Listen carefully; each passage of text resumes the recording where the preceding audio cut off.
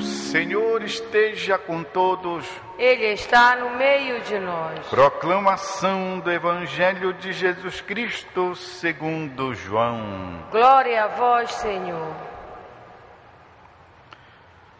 Naquele tempo, disse Jesus a seus discípulos: Deixo-vos a paz, a minha paz vos dou, mas não a dou como o mundo.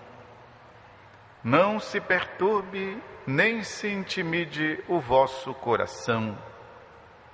Ouvistes que eu vos disse: Vou, mas voltarei a vós.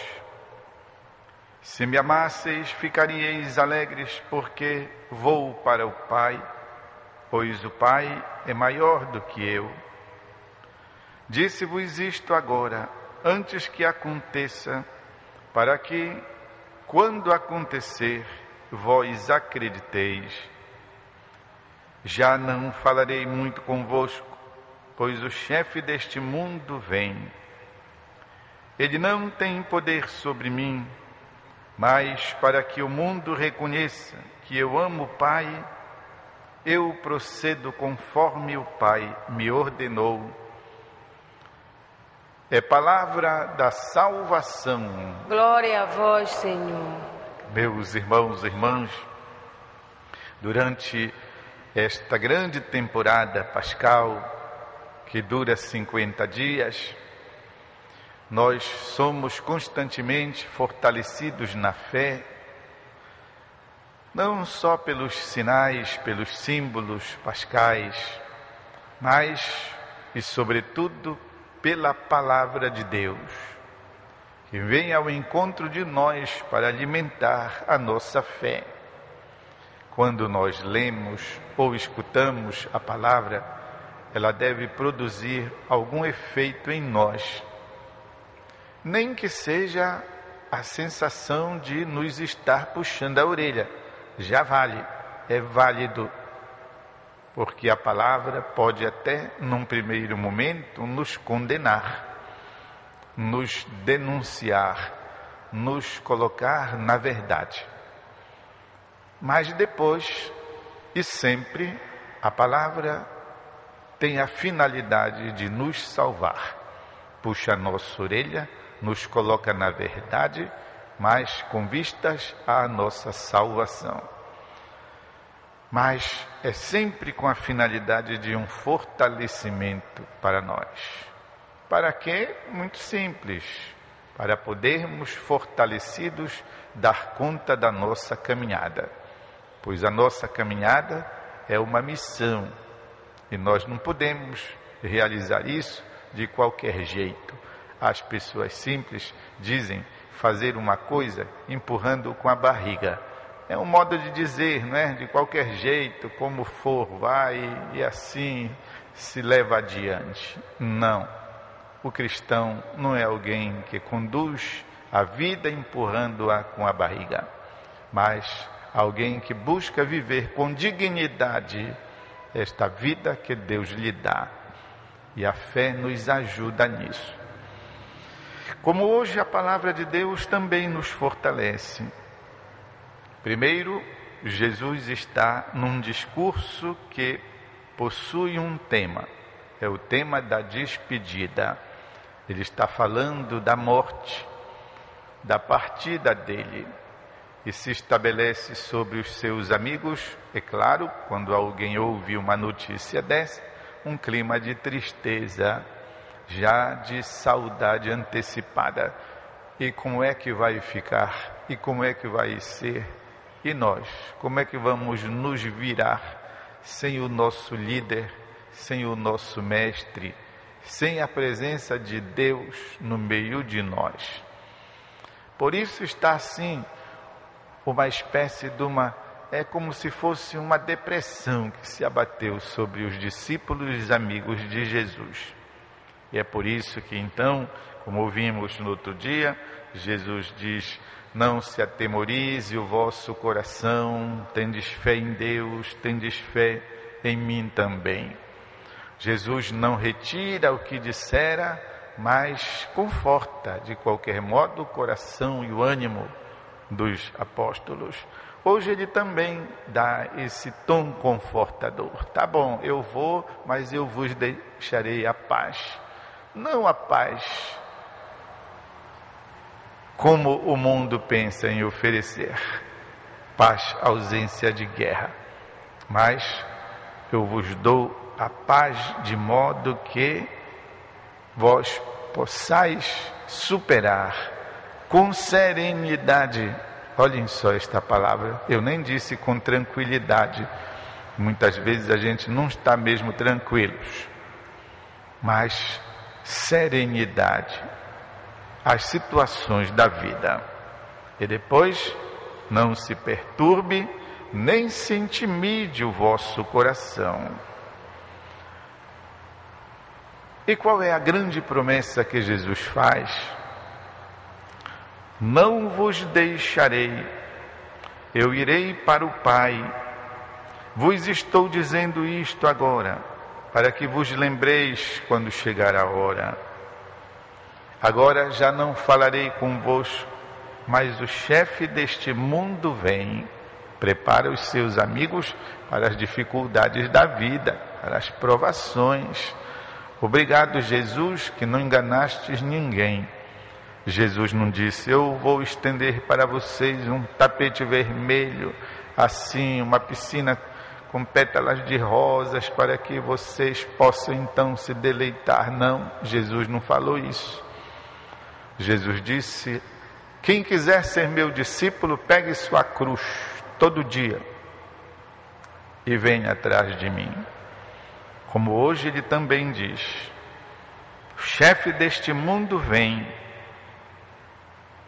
Mas Jesus diz alguma coisa, meus irmãos e irmãs, que enche o nosso coração de alegria, de conforto, de amor, de reconhecimento por Ele, de ação de graças a Deus. É quando Ele diz que o chefe deste mundo, se referindo a Satanás, ele não tem poder sobre mim. Muitas vezes a gente pensa que o mal é alguma coisa que tem o mesmo tanto do poder de Deus.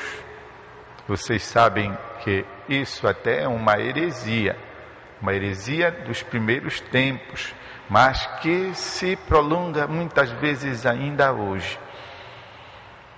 Acharmos que o demônio tem tanto quanto poder como Deus. E não é verdade.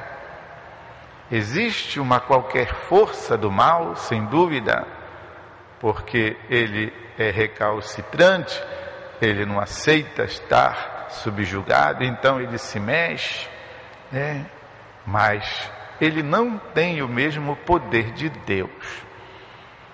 Não existe uma outra força, não existe alguém que possa competir com Deus. Nós já vemos isso revelado na pergunta desafiadora que São Miguel Arcanjo faz e que recebeu justamente o nome dele. O nome de São Miguel quer dizer, é uma pergunta: quem é como Deus? E São Miguel fez esta pergunta quando lá os anjos estavam se rebelando, fazendo aquele escarcéu, aquele barulho. Ele chegou e botou ordem no recinto, perguntando: quem já aqui é mais do que Deus? Existe então aqui, no próprio nome de São Miguel Arcanjo, do qual nós temos uma bonita estátua aqui na nossa Basílica Santuário, no altar de São Miguel, existe uma confissão de fé. Uma confissão de fé.